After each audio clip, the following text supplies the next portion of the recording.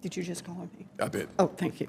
Thank you, Mr. Chairman. So the panel before us today, if confirmed, will run critical components of our housing finance, commerce, and banking systems. I remain concerned with these nominees' willingness to follow the law, to focus on the necessary work of combating rising costs for families, and to serve as a meaningful check on the president's reckless economic policies. I want to focus, though, on Mr. Hill, President Trump's nominee to be chairman of the Federal Deposit Insurance Corporation. After reports of a long-standing toxic workplace culture at the FDIC came to light in 2023, Mr. Hill, who was then serving as vice chair of the FDIC, was eager to publicly prioritize this issue. I was clear at the time that the FDIC leadership had a responsibility to fix this. But sadly, once Donald Trump became president, Mr. Hill became the acting chair. His interest in fixing these long-running problems at the FDIC seems to have faded. I have repeatedly requested copies of the monthly assessments conducted by the FDIC's independent transformation monitor, a third party who was hired to track the agency's progress on its cultural improvement efforts. Not only has Mr. Hill failed to provide these documents to Congress, he has also explicitly blocked the independent monitor from sharing those reports with us.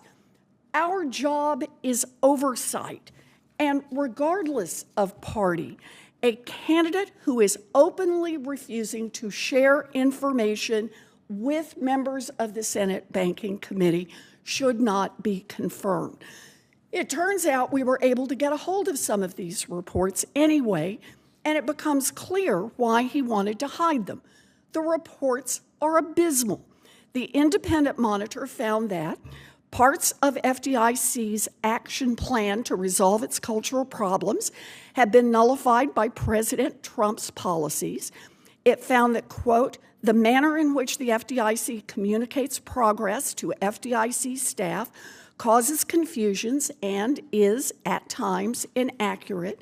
And two of the critical new offices that the FDIC set up to address its toxic workplace, the Office of Professional Conduct and the Office of Equal Employment Opportunity, offices that Mr. Hill himself touted in front of this very committee as critical to the FDIC's cultural improvement efforts, are understaffed.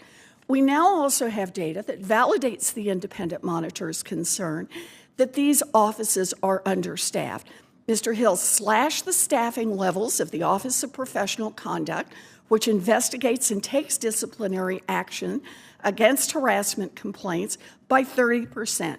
He has also cut staffing levels at the Office of Equal Employment Opportunity, which investigates discrimination complaints. At the same time, Mr. Hill obstructs progress on its workplace cultural issues. He is actively setting the stage for the next financial crisis, cutting bank examiners, tying their hands, and rolling back safeguards on mega banks. These actions put taxpayers, the financial system, and the whole economy at risk.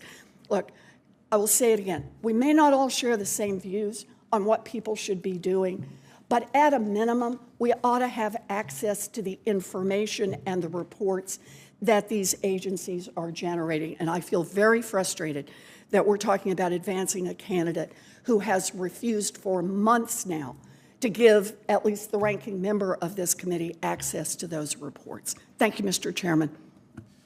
Thank you. Good morning. I call the committee to order and move to executive session. Today, the committee considers